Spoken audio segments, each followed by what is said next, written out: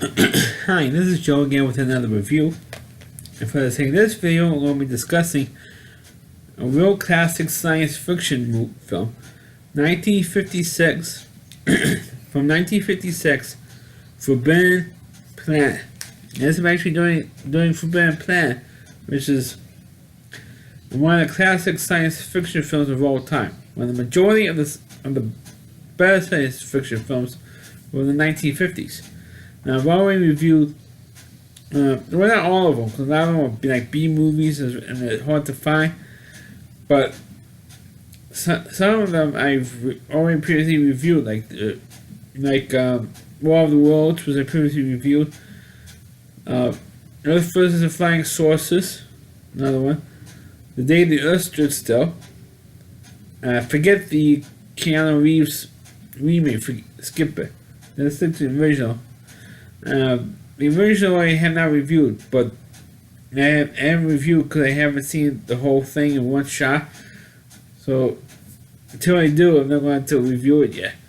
And of course, Forbidden Planet, which is a classic in many ways because it has one of the few, it has one of the few dramatic roles that's, damn it, my sinuses, for it. It has one of the few dramatic roles of a certain actor named Leslie Nielsen.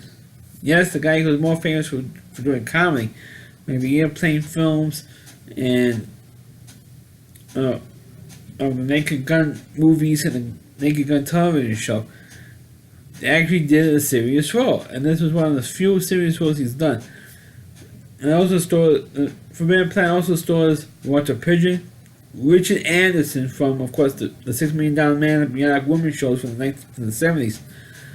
And also, of course, one of the most famous robots in history, outside of the robot from Lost in Space, Robbie the Robot.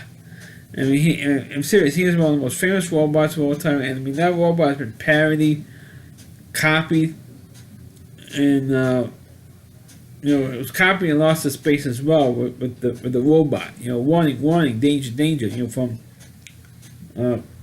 Lost in Space television show.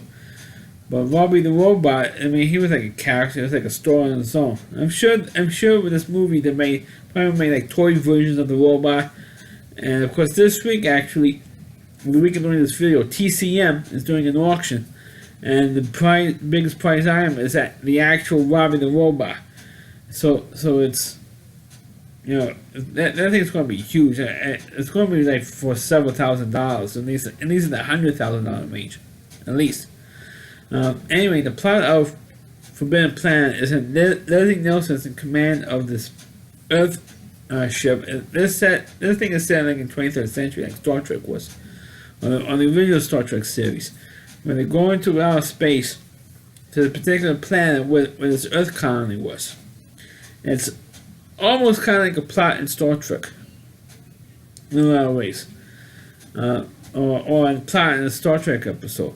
They go to check out this Earth colony, and they found out that the leader of the colony, was played by Dr. Morbius, is the guy's name, played by Walter Pigeon, and his daughter, played by Anne Francis, were the only survivors. Everybody else was dead. And of course, they were there to try and figure out the mystery. And Dr. Morbius tells them, "No, you guys gotta leave, otherwise you guys are gonna get killed, like the other ship did." Because the other people tried to leave, and the ship was destroyed by this creature that's on this planet. They can't figure out who it is. They're trying to figure out for a long time, for 20 years, trying to figure out this creature. And for 20 years, it's trying to pick us off one by one. Unfortunately, my daughter and I are the only ones who haven't been killed yet with this thing. For some reason. Everybody else was killed. So, Leslie Nielsen and his crew trying to figure out, what the creature or what's going on. And meanwhile, when that's going on, Anne Francis is got romantically involved with one of the other crew members, and Leslie Nielsen, who was the commander, he wasn't even called a captain, he was called the commander, and he chewed out his crewmen for it and said, "Hey, we're not here to fool around or teach us younger how to make out and stuff like that." And then Leslie Nielsen decides to fool around or make out with Anne Francis character. And let me tell you, when I first saw this movie, I think I saw the movie when I was in junior high or high school. So it was a long time ago. And when you saw that scene with Anne Francis swimming in water, it was implied that she was nude or wearing a see-through dress or something. All the boys were like freaking out. Wow, woo, hubba. And they're doing all that stuff for Anne Francis. And not saying I blame them, and she was kind of hot.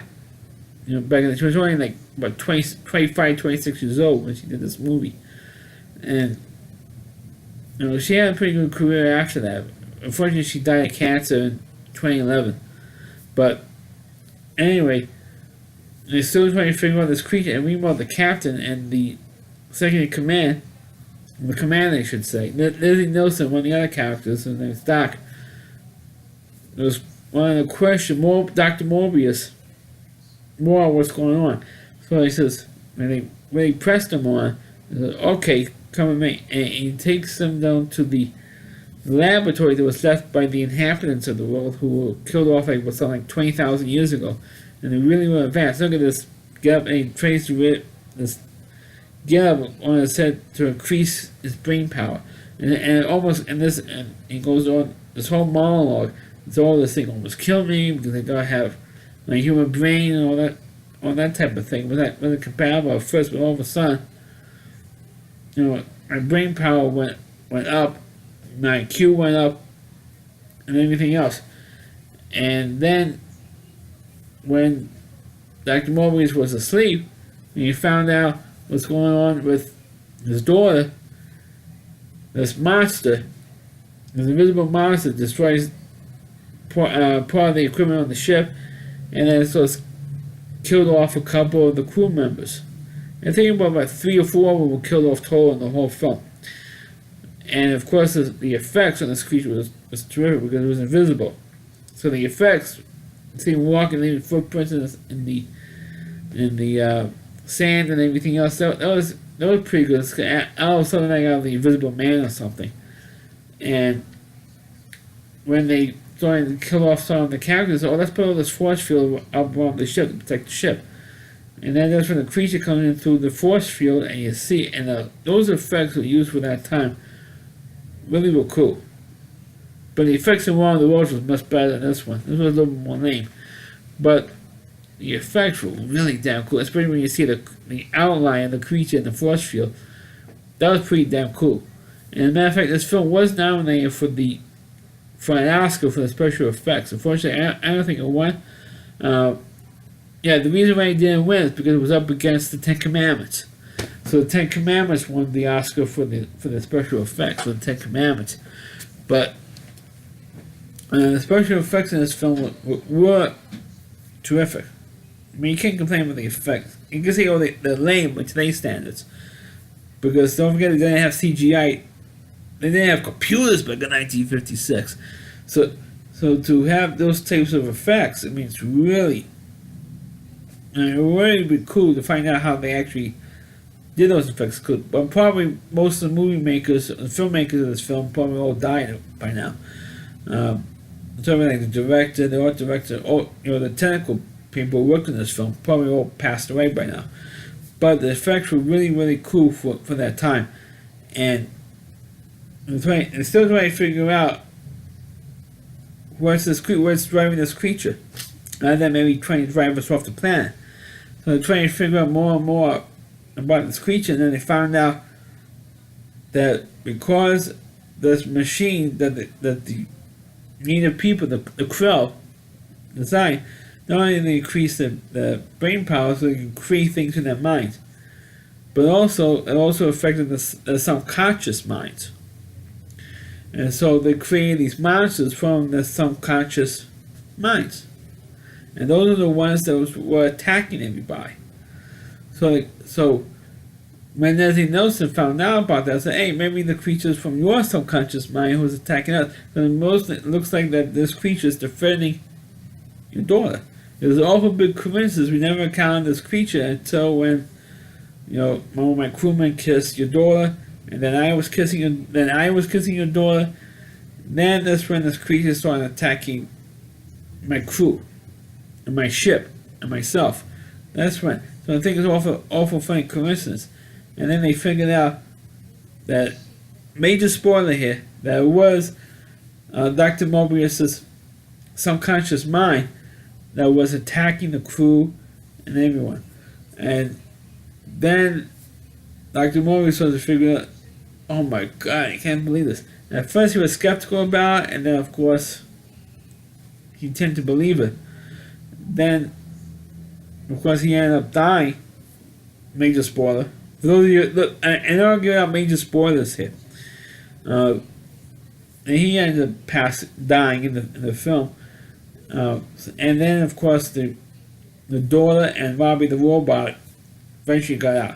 But there was one pretty funny sequence with one of the characters who was a cook, who was a drunk, and asked Robbie the robot to make up like some kind of wine or booze that's native to the planet. So he worked on it, and he got like about 200 bottles of booze, and he drank all of them down. I mean, that was really the only real funny part of the whole film. And at first, when the monster was starting to attack the ship, at first they thought it was Robbie the robot. And then the cook gave the robot, Robbie, an alibi. He said, no, I was with the robot, so there's no way he could have done this stuff. And he said, oh, really? He said, yeah, it's true. I was with the robot this whole time. I was with the robot all night. And he says, oh, oops. And then he figured out what really was going on Forbidden Planet. Like I said, Forbidden Planet is definitely one of the, like I said earlier, one of the most famous and better science fiction films from the 1950s. I mean, the 1950s was like the king of, like I said, also said earlier, it was like the king of the science fiction films. So most of them were like B-movie types, and mostly alien invasion films. This was one of the few that was not an alien invasion film. It was trying to invade Earth or wipe Earth off the map, so to speak, or wipe or destroy around the universe and stuff like that. This was the only one of the few. Until, of course, to the 70s came along with Star Wars and Close Encounters, and of course the Star Trek films. That wasn't an alien invasion film. It's one of the few of the 1950s that didn't have that mindset. And it is a damn good film if you have the chance to check it out. It's not a long film. It's about an hour. It's about approximately an hour and 40 minutes in length. So it's not that long of a film. But it is fun and it's enjoyable to watch. Especially to see a young Leslie Nielsen before he delved into the world of comedy. Because before then, Leslie Nielsen was a pretty serious actor.